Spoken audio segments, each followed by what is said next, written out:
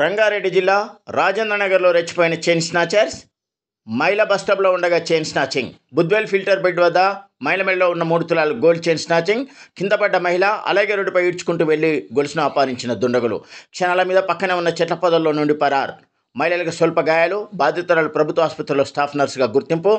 Rajendra Nagar police స్టేషన్లో ఫిర్యాదు చేసిన నర్స్ కేసు నమోదు చేసి దర్యాప్తు చేస్తున్న క్యాబ్స్. గతంలో ఇదే స్పాట్లో 2 సార్లు చైన్ స్నాచింగ్.